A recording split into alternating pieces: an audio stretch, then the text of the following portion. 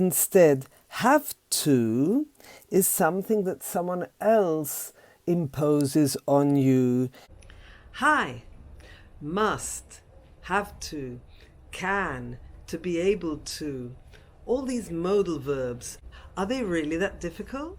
This is Susan Broder from Speak Languages and Travel the World, here to help you improve your English with minimum effort and maximum benefit. Now, modal verbs as such are not difficult because they are auxiliary verbs, and just like the verb to be, if you need to make an affirmative sentence, you'll just say the sentence straight. For example, I can ride a bike. If you need to make the negative, you can say I can't ride a bike. And if you want to ask the questions, you'll invert the verb and the subject and ask, can you ride a bike? And that's quite easy with the short answer, yes, I can. No, I can't. Now, the tricky thing comes when you have to use these in the past or in the future. So let's take can. Can in the past. So when I was a child, I couldn't ride a bike until I was 6. So it's quite easy. Can becomes could. What do we do when we have to use the future? How would you say can in the future? Yeah, that's a difficult one, isn't it? We'll have a look at that in a moment. Now, what about must? So must is already a tricky one on its own. It's usually when we are doing something which is obligatory. That's just the general sense.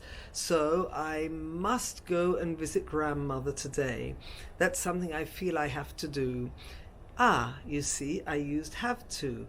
Now, if I want to say in the past, must, what do I do? There isn't a must in the past. So yesterday I had to go shopping because today is Sunday and the shops are closed. Because there isn't must in the past, we have to go and use have to. And is there a future? No, there isn't must in the future either. So again, we have to revert to have to in the future. I will have to. Okay, so now, because this is pretty confusing, I would look at a table, and on this table we'll be able to clarify the point. Can, be able to, must, have to, want, would, should, could are all very confusing. But if you look at this table, it should clarify the points quite well. So let's start with can. Can means that you have a capability. So I can dance, I can sing, I can swim. In the past, I could dance when I was little. And could is also the conditional form of can. If I could travel around the world, I would learn a lot. But can does not exist in the future. So the only way to use the future of can is to go down to be able to. Will be able to is the future of can. Now, can and to be able to also, of course, exist in the present tense. They are not exactly the same, but they are quite similar. So let's say that to be able to is maybe a little bit more formal. Past of to be able to is I was able to. The conditional is I would be able to. But can is what's used most, so you have to remember that can becomes I'll be able to. So when I finish studying English, I'll be able to speak fluently. Must. Must is an obligation of some sort, and the similar expression is to have to. Now, must doesn't have a past or a future, therefore you have to opt for the future. Will have to. When I go to university, I'll have to study a lot. And the past, had to. When I was a child, I had to help in the house. Now, the conditional of must is should, or also ought to, which is a little bit more formal. And the conditional of have to is would have to. So, I must take out the rubbish is an obligation. I should take out the rubbish is something that I'm not going to do, but I really should do, but it's cold outside and I have a temperature, so I'll send out someone else in the family. I have to study a lot today. I would have to study a lot today, but because I have a temperature, I'm going to take a day off. Now, want. Want is much easier. The future and the past exist, but what's interesting is that would like is the conditional of want. So I want a piece of bread. You can't ask a waiter to give you the bread by saying, "Waiter, I want a piece of bread," but you call him and you'd say, "I'd like a piece of bread." So I would like is actually just the elegant form of wanting something. When you request something, you usually say, "I'd like," and not "I want." Would. Would is a particular verb that, depending on whether it's in the simple past or in the conditional form, which are actually identical if you compare, it changes the meaning. So when I was a child, I would go to school on foot every day.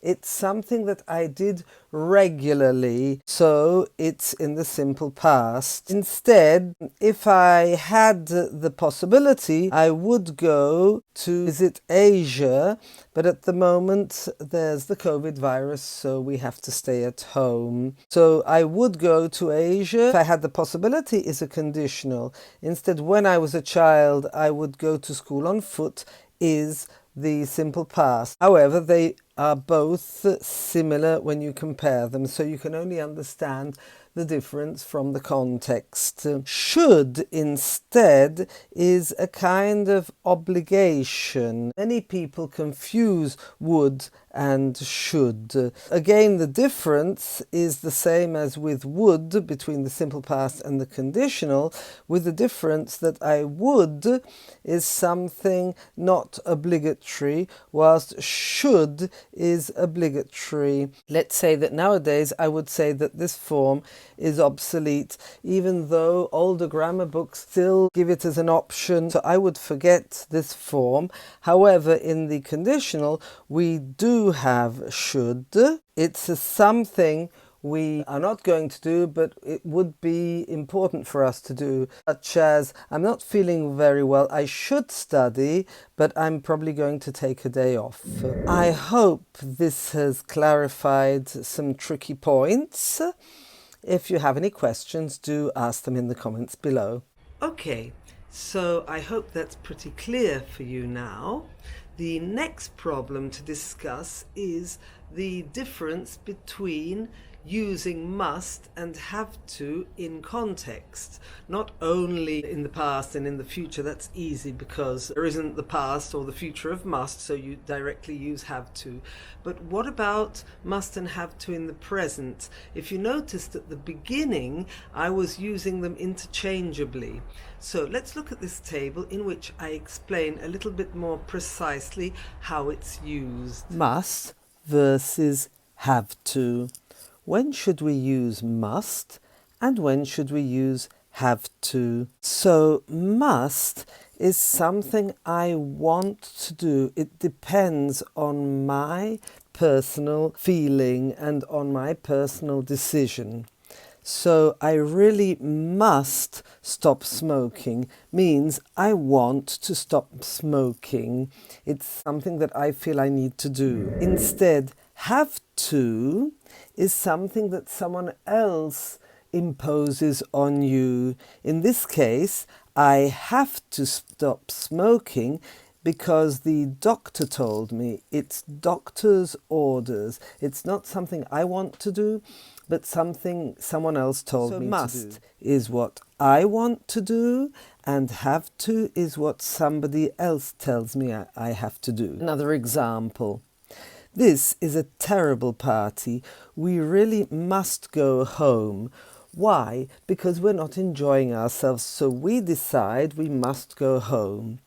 Instead, this is a lovely party, but we have to go home because of the babysitter means that the babysitter is leaving soon, so we have to go home. It's not that we want to go home, but it depends on the fact that somebody else is imposing the decision on us. The babysitter is leaving, we have to go home. Must in questions can sometimes be used to indicate a necessity. So in this example, must you really wear dirty old jeans all the time means, is it really necessary? Instead, have to means it's a regulation. Do you have to wear a tie at work? Is there a regulation that makes you wear a tie? Now, if you look at these two, they are actually similar in concept. Must you wear dirty old jeans all the time is your decision. You decide if you want to wear dirty jeans, whilst do you have to wear a tie to work is something that the regulation imposes on you. Mustn't, instead, in the negative, is something which is forbidden. No smoking. You mustn't smoke here. It's forbidden. Whilst have to in the negative means it's not necessary. I've finished my homework and I don't have to study today. It's not necessary for me to study. Let's revise again. I must do something when I want to do it. So I must stop smoking. We really must go home because the party is terrible. Must you wear dirty jeans? Yes, because I prefer to. Have to is an imposition, so I have to stop smoking because the doctor told me. We have to go home because the babysitter is leaving. And I have to wear a tie to work because there's a regulation. Instead, in the negative, I mustn't do something, it's forbidden to do it, and I don't have to study, it's not necessary. Okay, I think this is quite clear, and if you have any questions, please write them in the comments below. Okay, so as you can see, it's not quite that easy to implement, but the best way is to find a lot of use of must and have to in context. If you observe how these are used in everyday language, in dialogues, in films, in books, then you pick it up as a chunk and you'll realize that the best way to learn is actually observing it in context, and then it'll become natural. Okay, and in any case, even if you did swap them and use them differently than the way it should be done, I mean, it wouldn't really make a difference. Okay, so I hope this was very useful for you.